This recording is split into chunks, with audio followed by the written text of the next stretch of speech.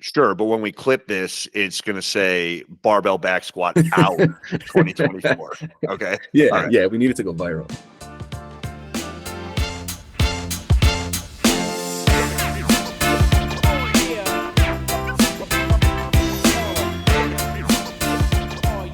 Hey, everybody. Welcome back to another episode of the Better Basics podcast. I am Matt Stone. And as always, I have my best friend, Dylan Waldhuter, with me. Dylan, it's good to see you, man. What's happening today? You too, man. Better Basics podcast after dark. Yeah, exactly. We are not recording at our usual time, but that's okay. This could be a little bit. Maybe we'll get a little a little intimate with the folks Ooh. after dark here. We'll see. But actually, not a bad segue here. You wanted to start the podcast by speaking directly to the people at home. There was something that you felt it was pretty important that we start the show with. So I'll just step back and let you have the floor. Yeah, so towards the end of the last episode where we talked about some supplements that are maybe less beneficial, bang for the buck isn't quite there, and maybe don't really deliver the value that's often promised. We talked about fat burners. And in that fat burner conversation, we brought up these GLP-1 agonists, things like semaglutide under the brand name Ozempic, really popular drugs. So they're not supplements. So that's the first point that I want to clarify. These are drugs prescribed by doctors that are helping people lose weight. And they were previously used for diabetes. Now they've found this benefit for people that are struggling with obesity and weight issues. And so they're being prescribed these drugs. And we've learned some things since we recorded that episode. We recorded that about a year ago. And so just want to kind of reset on the issue because it's becoming super popular. I know countless people that are using it and getting quite a bit of benefit from it. And so we should say that if it's under doctor supervision and it's something that's helping you to achieve a weight loss goal, especially if that weight loss is in the interest of better health, then it's certainly something that you could pursue and you should certainly follow your doctor's advice. But just to note that the way it really works is by killing appetite, right? So it makes you less hungry, therefore you eat less food, therefore you find yourself in a calorie deficit. And so while it's effective and helpful for some, I think it's just important to note that that's ultimately what it's doing. And so therefore there are some issues with the sustainability of that weight loss because you may have to continue to take that drug for an extended period of time, forever, perhaps, because you're not really sustainably developing a new relationship around a calorie deficit. You're taking an artificial substance to essentially trick your brain into thinking you're not hungry. And so therefore, I think there's some benefits, there's some consequences to potentially taking it. And I just wanted to kind of reset the stage on the issue because it is so popular in health and fitness culture today. Yeah, and like any drug, there are going to be side effects, and especially something that is as new to the market as Ozempic. There have not been a ton or really any long-term studies that I'm aware of. We're just starting to get it's been around long enough now where we're just starting to get some of these studies where people have been taking it for a long time. And so yeah, it's not to say that it's inherently bad. But if you are just taking Ozempic and you're seeing those weight loss results, but you're not making any of the lifestyle changes, then you're either going to be dependent on it and have to take it forever, or when you stop, you're going to gain the majority of the weight back. So Yeah. it's not to say that people who need it shouldn't take it. It's just making sure that you're also doing the other stuff that we're talking about, adding in movement, developing a good relationship around food, following a good exercise routine. And then that way, with any drug, really, the goal should be to take it, until you don't need it anymore. Yeah. And then be able to wean yourself off of it and be able to get back to a life without that drug. So I think that's a really awesome point And because it. Yeah, go ahead. One final point on the issue. One of the consequences of eating less and of a calorie deficit is muscle loss. So also really important that if you are taking this, as it is becoming more popular, that you're prioritizing protein and that you're lifting weights, because when you're in a calorie deficit, muscle's oftentimes the first thing to go, especially if you're not complementing that calorie deficit with adequate strength training and adequate protein intake. So that's just a note on that issue as well. Yeah, because your body is an incredibly efficient machine, and if it's not getting the nutrients that it needs, if it's not getting those building blocks, it's going to look around and it's going to try and find the thing that it needs the least that costs the most energy. Now, if you are using your muscles, your body is going to look at those muscles and say, we need more of it. We need to build more muscle. But if you are pretty inactive and you're also in a calorie deficit, then your body's going to look around and it's going to look at that muscle and just see it as a really inefficient piece of the body.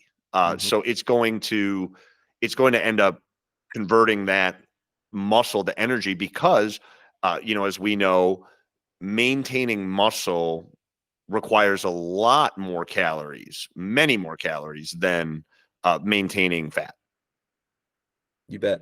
Mm-hmm. All right. So Now, let's just wrap on that, and we can talk about more fun things tonight. But I thought it was important to go back and just address that because we mentioned it kind of quickly. And when we recorded that podcast, it was really new information and a lot has changed since. And I think you'll find is sort of the whole heartbeat of this podcast. We're kind of just curious observers of what's going on and learning ourselves and communicating things as we have new information. So just wanted an update on that. totally. So let's get to why we're really here this evening. And it is to talk about some of our 2024 ins and outs, things that we think in health and wellness are in 2024 and things that we think are out. So where do you think we should start? You want to go first? I Yeah. looked at the list and I fucking hate your first one, so we can fight about it. Perfect. Okay. Yeah. Well, so the very first thing that I am out on in 2024 is the barbell back squat. Now, hold on, everybody. Yes, it's true. The barbell back squat is often hailed as the king of all exercises. And I'm not disagreeing that it is an incredible exercise. I'm simply arguing that it is not the most effective or efficient exercise for hypertrophy. So there's the caveat there. So we got the headline out, barbell back squats 2024, but really what I'm saying is as a hypertrophy. So what is hypertrophy? Building muscle, sculpting muscle. I am out on the barbell back squat for hypertrophy, for muscle building in 2024. Why? Because the barbell back squat is a skill. It is something that we need to practice. It requires a lot of mobility and stability to execute properly. There is a lot of joint stress that can go along with it. There is an inherent injury risk, which doesn't make it a bad exercise. It just makes it something we need to be very cautious of and does require mobility and really high quality form and attention to detail. So, the barbell back squat is an amazing exercise. It's a skill that we should all practice. But if we're thinking about getting big, strong looking muscles here in 2024, there are more effective options in my book. That's a damn good argument with some good justification. I'll give it to you. Thank you. I appreciate it. So what are you doing instead? What are you Okay. doing to sculpt to sculpt's the wrong word, to achieve hypertrophy, lower body hypertrophy? Yeah, build Muscle muscle. building. So we Yeah. are, I mean, I am in on split squats, Mm. all varieties. I mean, obviously if you are a personal training client of mine, you already know my affinity for split squats, particularly the Bulgarian, the rear foot elevated split squat, and all of the different ways that you can manipulate that exercise. Depending on how you load it, depending on if you're elevating that front foot as well, what type of tempo you're using.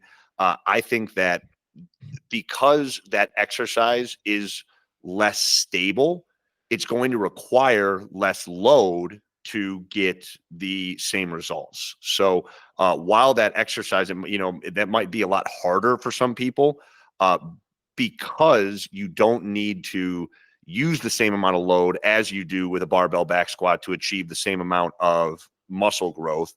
In my mind, it's a much safer alternative. I also really like the leg press. I think that the leg press, or if you go to a big gym and you have a leg extension and a hamstring curl, I think that those machines are fantastic for muscle building. Now, the important thing with those is that you are set up properly, but that you're also training as close to failure as you can get. That's a big thing with muscle building, is being able to train right up to failure. And with something like a barbell back squat, especially if you are lifting without a spotter, or with if you're relatively new to the gym in the first place, you should not be taking the barbell back squat right up to failure. That can have a lot. They can become a dangerous exercise at that point. Whereas something like a leg press or leg extension is something you can take right up to failure. And because of the external stability, because you have the machine around you, it's a much safer option. Yeah, it's much more of an isolation sort of exercise too, especially the extension where you're really focusing on the quads. So it's less wear and tear on the body too. If you're training something like a barbell back squat close to failure, you better be taking quite a few days off after that to give yourself some time to recover, because that's a much more of a compound movement where you're recruiting multiple muscles, your whole central nervous system. So I get it. I'm kind of with you on that. I said I fucking hate it because I love barbell back squats. I got skinny guy syndrome, and it took me a long time to get good at them and get strong at them. So to just rule them out and put them on the out list for 2024 would be tough for me. Although I will say higher rep barbell back squats are a nightmare Yeah. to do, but I kind of like keeping them in the program for that reason, because it's like this discipline that I have to continue to pursue. Something you just So I hate. know like Something high you rep hate. back squat day is gonna suck. Mm-hmm. And that's the day when I do not want to go down there and do it. But when I do and I overcome that, it's like, yes. Yeah. And again, it shouldn't be out of the programming. If you're wanting to build a big, strong, capable body, the barbell back squat should absolutely, it should be a part of your program. Assuming that you are in good enough shape and healthy enough that you're able to do it. There are some people that, with where they're at, it's not an exercise that should be on the table. It's just the risk is not worth the reward. And there's plenty of other variations that you can do, some of which we've discussed already. But if you are a relatively healthy person, the barbell back squat should absolutely be in the program. But again, it's a skill. Looking at it as a skill that you're practicing, not an exercise that you are training all the way to failure. That you are looking to get maximum muscle growth. So I think that's that is that's the important distinction. Do you know of any programs that have all of these things programmed in that would give you the opportunity to do them all? Oh man, that is a good plug God right there. The basic muscle, which which we wrote, oddly enough, is a program that's going to give you a little bit of both. So well done, Dylan. Thank you. Thank you. I think the takeaway here is what's out for 2024 is barbell back squatting being the core of, or the only lower body, the emphasis of the lower body training for this year, rather that it's going to complement a more robust menu of lower body training options that are both strength focused and hypertrophy focused, both muscle building focused and mobility kind of movement pattern practice focused. Sure, but when we clip this, it's going to say barbell back squat out 2024. Okay. All Yeah, right. yeah, we need it to go viral, right? Okay, perfect. Yeah, yeah. All right. So, So let what's me take the next one because it's a yeah, good segue into mine, which is because of my little guy syndrome that I've struggled with, I've always kind of trended towards more of the lower rep strength focused training because I could put more weight on the bar, made me feel better about myself. Um, and so I like the 5x5 training. I like the heavier weight.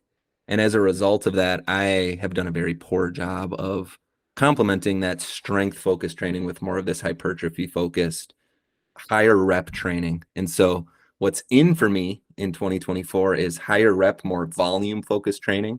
And what's out is intensity, where I'm really pushing heavy weight. And so what I'm trying to do this year is look to higher rep ranges, really anywhere from 15 to 20, bringing the weight down significantly, really focusing on the movement pattern, the target muscle, the mind muscle connection. And that focus is giving me a new opportunity for adaptation with regards to muscle growth because I've been so focused on this strength focus to pivot towards more of this volume focus, these higher rep ranges.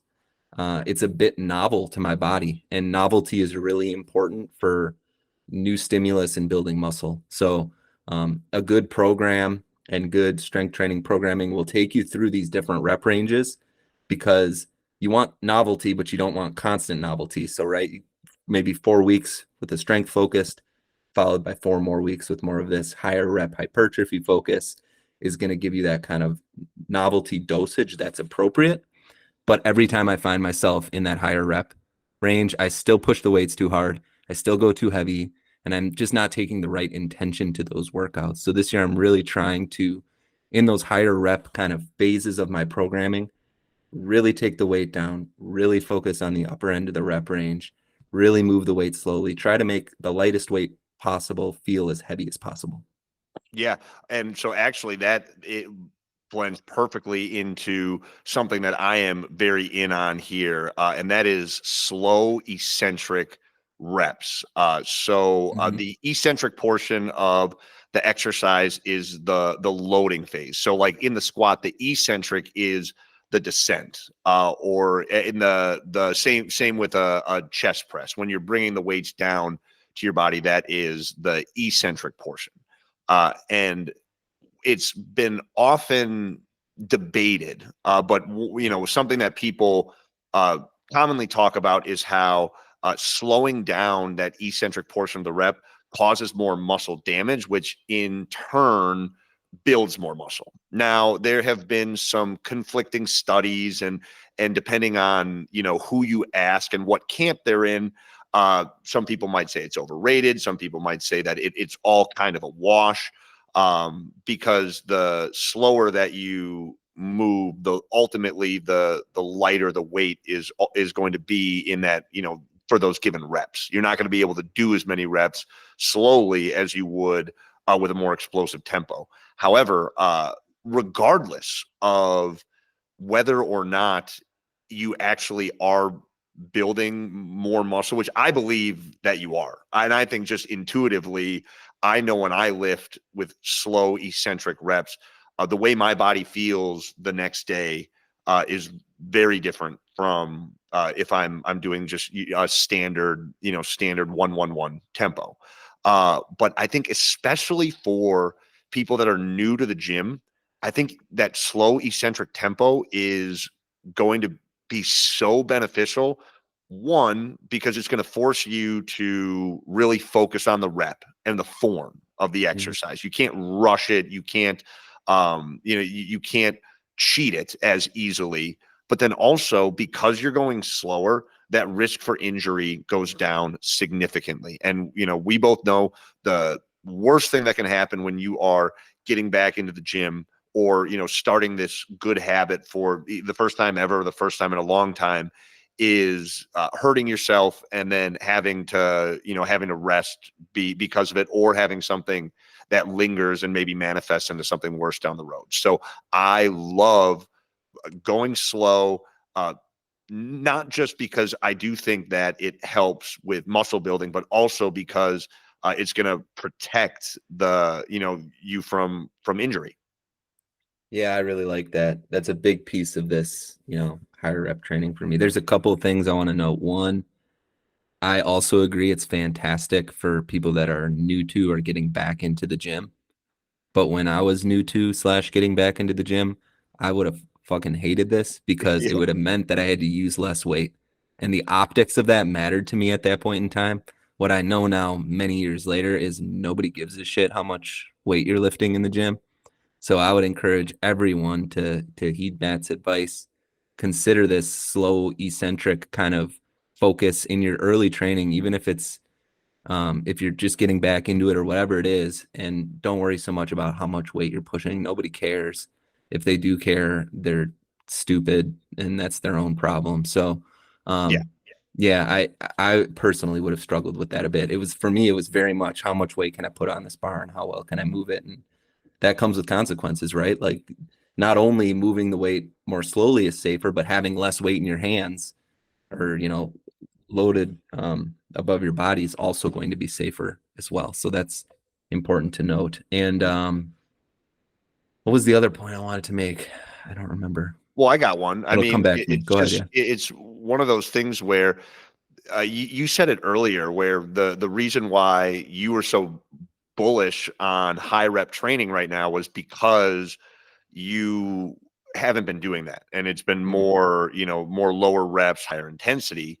Um, but with the going slow, or having that less weight on the bar, and going nice and slow, if that's probably novel for most people, it's Yeah, probably that's something that that's they're a really not good point. currently doing. But that doesn't mean that's the only way that you should train. If Hmm. all you do is move slow and controlled, your body is going to benefit like crazy by becoming a little bit more explosive. If you're Yeah, doing a lot of high rep training, your body is going to change massively by adding some weight and lowering those reps. So these are things that we're talking about for most people. Uh, but if you find that you are already doing some of this stuff and are not making the progress that you want, or want to accelerate that progress, doing something different, just flipping your program on its head, is one of the best ways that you can do that. yeah, that's a really good point. And when I say, high rep training or slow eccentric reps are in for 2024, I mean they're in for like a 4 to 6 week chunk of time. And then I'm pivoting off of that to a different focus because of the importance of the novelty. And then I'm going to get back to it again. But yeah, it's this doesn't mean you should always be training with slow eccentric reps or that I'm always going to be focused on high rep training, but rather that for a chunk of time this year, a phase of my training or a few phases of my training are really going to focus less on how heavy the weight is and more on how do I move it? How can I focus on that eccentric portion? And the other point I wanted to make that I forgot about was there has to be if you're working on progressively overloading your effort in the gym, there has to be some consistency to how you're moving the weight. So if you are doing a dumbbell chest press with 45-pound weights and you do 10 of them, and then the next time you go to the gym, you do 11, but you did those 11 significantly faster than you did the 10 the day before or 3 days before, you're not actually progressing. So what's nice about these slower eccentric reps is you can bring some consistency to the actual time under tension, to the movement itself, to really ensure that you're progressing and not bouncing the weight off your chest or rushing through the reps to try to get one more in the pursuit of that progressive overload. Yeah, I love that. All right, the next one on the list, this is all you. So why don't you intro it? Um, are we getting into the food here? Yeah. So, Start with so, that. Yeah. so I got a few. I got a few food ones here. Well, So I I've want got to a save the save. Just go to the bag yeah. salads. Okay. So I've got a 3-month-old kid at home, and anybody who's had a kid knows probably knows that the first 3 months it's like tough to eat. Like you're just consumed. Like life is different. It's me and Courtney at home here, and trying to find the time to make a healthy meal has been a struggle. So what's become really in for me in 2024 so far is Trader Joe's and bagged salads and frozen vegetables, because the protein stuff was typically a bit easier. We get, got a freezer full of meat, but trying to figure out a way to get vegetables into our diet in this time where just we have less to give to cooking and to food. They've been really convenient ways to get more fruits and vegetables into our diet, vegetables specifically. And I think a big challenge that many people face with regards to getting more vegetables is the convenience factor itself. And so these bag salads, the ones at Trader Joe's, are delicious. And if you don't like the dressing that's in them, you can just make your own dressing that's maybe even a bit healthier, lower calorie, lower sugar. But it has all the good vegetables chopped up. You throw it in a bowl, you mix it up, you have vegetables on your plate. And frozen vegetables are also fantastic. You can roast them, you can throw them into a stir fry. There's a million different things you can do with them, and they last forever. Like, how many times have you thrown away vegetables because they go bad in your fridge? Frozen vegetables last forever. So, bag salads, frozen vegetables in for 2024. Yeah. As far as the bag salads go, the way that I eat the majority of my greens, it's irrelevant, because I'm a big just grab a handful of whatever, if it's like the spinach or arugula or mixed greens, just as I'm just walking by the fridge or trying to figure out what I actually want to eat. I'm just going to grab a handful, shove it in my mouth. You're a And nut job, but I kind of like that actually. That's a good that's how idea. I get the majority That's a good of my idea. greens. I just grab a handful. That's Just crazy, but also genius. thank you. I appreciate it. Well, I mean, yeah, most geniuses are. Yeah. But frozen fruits and veggies, I am all in on, for a bunch of the reasons that you just stated. I mean, one, it's worth stating that there is no research out there that indicates frozen fruits and vegetables are any less healthy than fresh ones. There's actually some camps that would argue, because they are the one, if they're flash frozen, that they are Yeah. actually more, the nutrients are more dense in those than they are in the fresh stuff that have been, sitting on, on a truck and moved from God knows where. But also because it's cost effective. I mean, like, how cheap is it to get a big bag of frozen peas or whatever, broccoli, whatever your frozen veggie of choice is, versus buying that same amount fresh, and you don't have to worry about it spoiling. So I think you're exactly right as far as just being setting yourself up for the most success possible. That's such a good way to do it, because there's nothing in the grocery world more disheartening than buying a bunch of fresh veggies and having all these grand plans for them, then opening up your fridge and see them wilted, seeing them brown, seeing them, spoiled. And then Yeah. then not only are you not getting those nutrients, but you also wasted money. Yeah, it's so true. Yeah. And if you can find a Trader Joe's, man, do they have some creative stuff. Like, they had this Mexican cauliflower rice.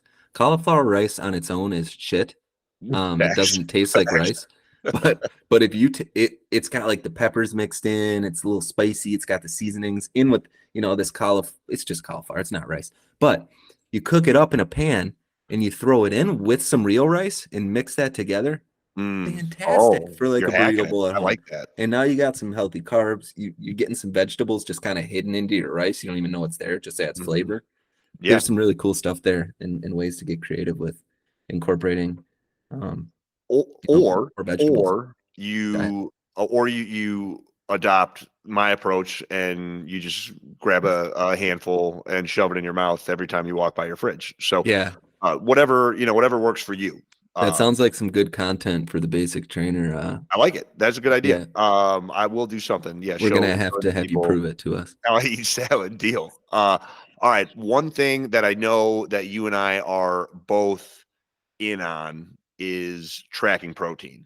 Yeah, Now, I am going to take it a step further and say I am out on tracking food, tracking yeah, calories. yeah, Now, again, as with everything here, there's going to be a bit of a caveat, but uh, if you are trying to make a realistic change in your diet, the easiest way to do it is to just start tracking how much protein you're getting in a day. And so for those of you that might be wondering, well, how much protein should I even be eating in a day? The basic research is it seems to indicate that between zero point 0.7 and 1 gram of protein for your ideal body weight. So, if you are 200 pounds, you want to be eating between, zero point 0.7 and 1. So, I mean, like roughly on a high end, 200 grams of protein a day. Um, and if you can just start to track that number, it's a pretty easy one. Of all the things that people track, not only do I believe that this is the most effective one, I also think it's the most realistic one for people to track. And it can have such a profound impact on the rest of your diet because protein is the most calorically dense, or excuse me, it requires the most calories for your body to process to begin with. So by eating more protein, you are going to inherently burn more calories to begin with because it requires more calories for your body uh, to process them. But then on top of that, if you're hitting your protein totals, uh, protein is satiating. It's quite filling, and so if you are hitting that 1 gram of protein for your ideal body weight, odds are you're going to be pretty satisfied with what you ate in the day. yeah. And if if you have a goal for weight loss, body recomposition, or building muscle, and you have a relatively healthy relationship with food, I would recommend you do this. Do it for a week, do it for a month, because I think people who haven't done it before don't realize what 150 grams of protein actually looks like. So Hmm. just from an educational and understanding perspective, to know, okay, I'm 175 pounds, but I want to be 160. So I'm gonna, try to eat roughly 160 grams of protein every day and let that kind of drive my satiety and the other things that end up on the plate around my protein. But 160 grams of protein, like that, it's a pretty good amount. So to do it for a little while, just to understand it, to have a relationship with what 160 grams or whatever it is of protein looks like, is an important exercise, I think, for anybody, again, that has a healthy relationship with food. If you don't, tracking's probably not a good place for you, and this gets pretty nuanced, and where I think good coaching and personal training can be really helpful and important. But if you have a good relationship with food, you have strength, muscle, weight loss, body recomp goals, track your protein for a little while and get a better understanding of uh, what it actually takes to hit the goal you're after. Yeah, 100%. I mean, it's one of those things that I most people that I work with that because it's really when it comes to nutrition, that's the one of the first things that I have my people do. It's we're tracking how much water we're drinking in a day, and we're tracking how much protein that we're eating in a day. And if people can consistently do those two things and hit those numbers, they're going to see the results that they want. Regardless of where the rest of the macro split is at. Now, if this is something that you are doing and still struggling with with the weight loss, the body recomp, getting those results that you want, then it probably does makes sense for you to, at least for a little while, track everything, see exactly how many calories you're getting on an average day. And then from there, I mean, the goal for all of us should really be to get to a place of intuitive eating where we can just understand that what our body requires on a daily basis. But if you've never tracked anything, then, well, one, tracking everything right away is going to make you go crazy. You're going to Yeah. hate it so Yeah. much. I hate it so much. I pretty much never macro track, but I Mhm. do. I do on a weekly basis. I'm constantly checking in to just make sure that my protein numbers are at least in the ballpark of where I want them to be. And water. I think those are two very simple things to track that can have profound impacts. Yeah. So for me, it's not like I need to the get it perfectly figured out how many grams of protein I eat every day, but being conscious of paying attention to the labels, and just having a goal in mind and paying attention over the course of the day to make sure that I'm getting close to that goal is really what it's about for me. Where do you go for good sources of protein when you're trying to maybe up the amount you're getting in a day? Like what do Eggs, you what eggs. eggs? I mean, eggs. Like, and people have been science has been all over on eggs, whether they're the best thing that's ever been invented or the worst. But eggs are an easy one if you are trying to be fat aware, or really trying to limit the amount of fat that you're having in your diet. Egg whites are where the protein is. The yolk is where the fat is. So I think eating just egg whites is psychopath behavior. But if that's what you got to do to hit your protein numbers without overdoing it in calories or fat, like that's egg whites are the place to be. But then otherwise, we are a meat eating household, so Mhm. it's a lot of a lot of meat, whether it's beef or venison or chicken, whatever meat sources we have in our freezer. That we're getting a lot of. We do our best in our house to get a lot of our protein from, like, real foods. Yeah. But we always have protein powders around. Mhm. And if especially on a day where I've trained hard myself, and maybe there are days where I'm in the gym with clients, and then with my own stuff from 6 a.m. to well into the afternoon and early evenings, where I'm not eating really anything Mhm. until lunch or dinner, and then there it becomes really hard to hit a high protein target. So protein powder is something that I like to have around it and do use as a supplement on a weekly basis. It's not daily, but something that I use on a weekly basis, and it is a really useful tool for me on those days when eating is just not in the cards. Yeah, for me, it's I always keep some hard-boiled eggs in the fridge. So 6 grams of protein per egg. Hmm. String cheese is Oh great if yeah. you're, and you can get a low fat string cheese if you're conscious of the calories and get like 7 grams of protein and it's like 50 calories, something crazy. Hmm. Yeah, Greek Um, yogurt too. Greek yogurt, the Oikos triple zeros is like 15 grams of protein and very low calorie. Cottage cheese is Oh fantastic. yeah.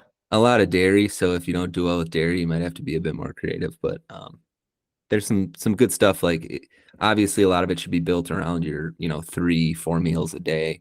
But if you're looking for little snacks to get the protein number up, those are some good places to go. Hmm.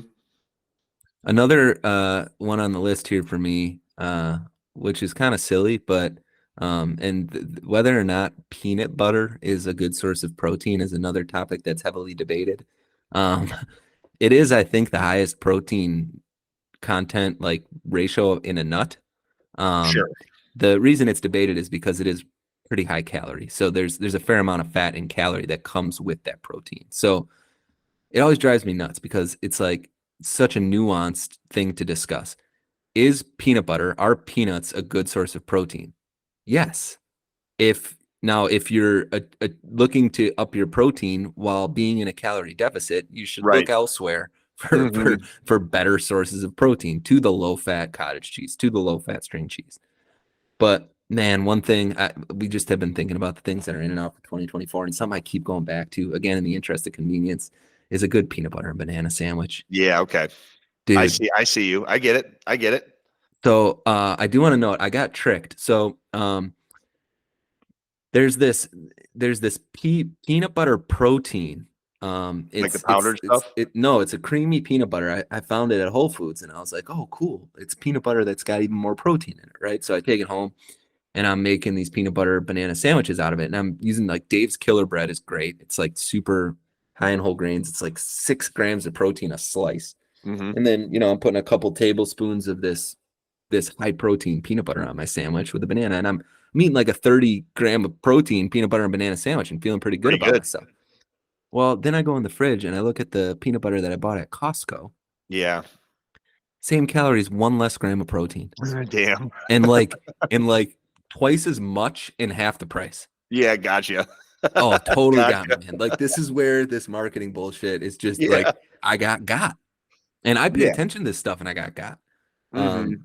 So that was a tricky one for me, but just wanted to bring it up because I think there are some lessons in this, right? Like peanut butter can be a good source of protein. If you're watching your calories, there's probably better places to go. Um, Yeah.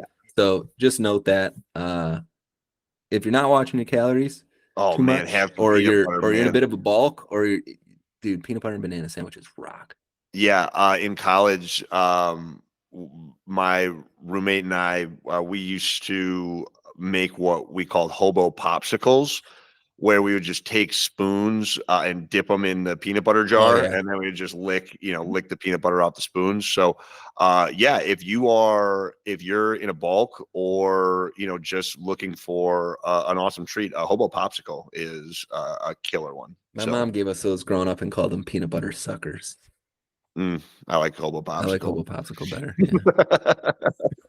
Yeah. So that's just a silly one, but yeah, dude, Dave's Killer Bread is so It's good. good. Have you had that? Oh yeah, yeah, I it's really mean, good.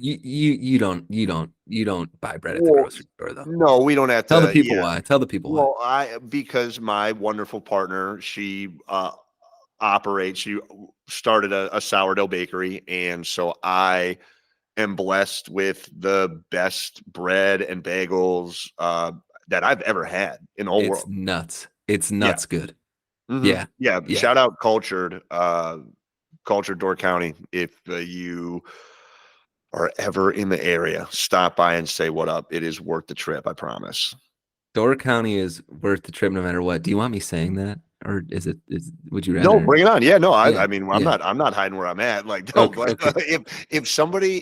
the dream would be for somebody to walk in to the bakery. I tend to work the counter on Saturdays. So the dream would be somebody to come in and say, we heard about this place on your podcast. That'd be the That would be coolest sweet. thing that's ever happened. So no, And shout you'll it have the out. best bagel sandwich of your life Mhm. and the the forgotten about chocolate chip cookie. Like it just I know. hides there under the glass Hmm. and people get consumed in the bread because it's amazing and the I bagels tell are them. just insane. Those chocolate chip cookies are the best cookies in the world. I agree. Yeah. I'll put them up against any cookie. So Yeah. No, I'm yeah, with you that's if you can get a good sourdough bread, like a true sourdough, that is in for not only 2024 but forever and forever. ever. Yes. Yeah. Yeah, for sure. All right.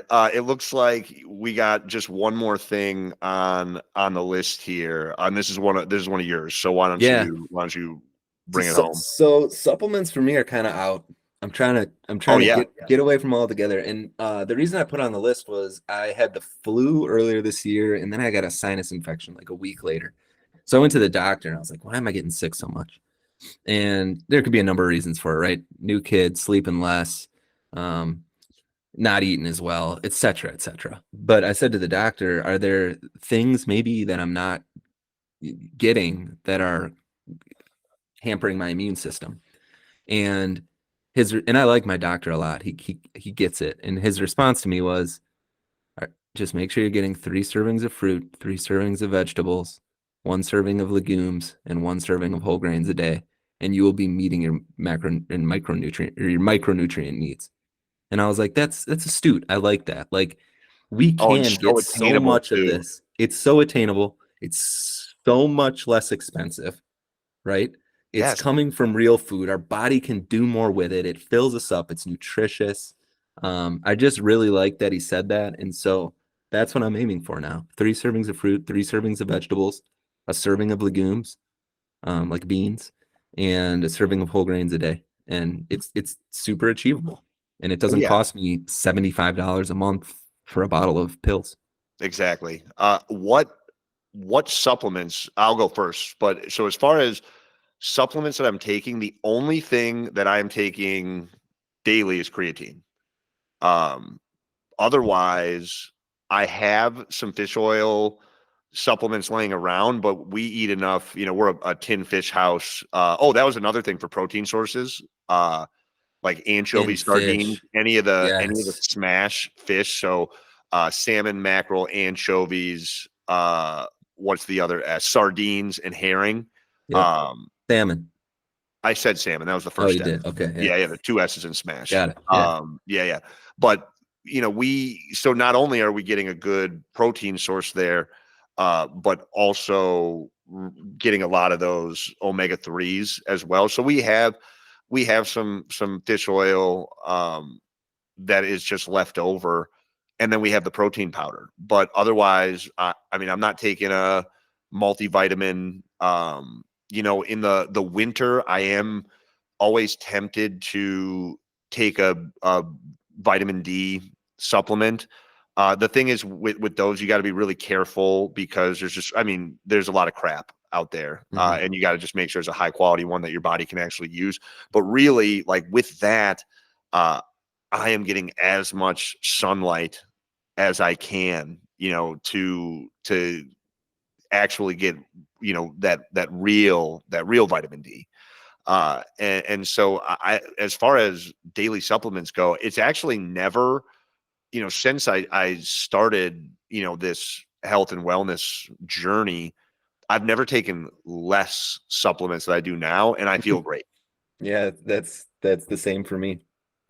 Yeah, I suppose we did 2 episodes on supplements and didn't really even talk about what we take ourselves. I Hmm. do take vitamin D every day in the winter. So, pretty much from like, I don't know, November to April.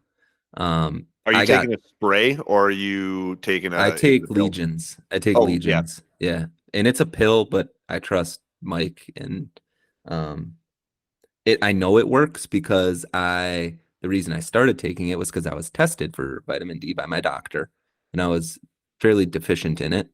And so he recommended I start taking vitamin D. I did. I was retested and my levels went up. So that's why I take that in the winter. I try to get outside when I can, but even in the winter, I don't think the sun's like close enough you have to be out there for a long time. It's Hmm. cold. um, Oh yeah. and I'm a bigger wimp than that is. So Well, uh, but on these spring days, oh when yeah, as it gets warmer now. the sun is starting to shine, and that's the other reason that I know that vitamin D deficiency really does play a part in that, seasonal affective disorder, Oh yeah, because every single March the world just it feels like dude. I've turned a corner mental health wise, and it feels like I've got it all figured out, and I'm just totally zen and happy and have a zest for life, and I just feel rejuvenated. And the only thing that changes is the fact that I'm getting more sunlight, Yeah, in my eyes, on my skin, and it is that simple. yeah. So you're right. You're right. It's one of those things. It's not. It's especially in the wintertime and when it's cold. It is challenging to get enough of the vitamin D from the sun.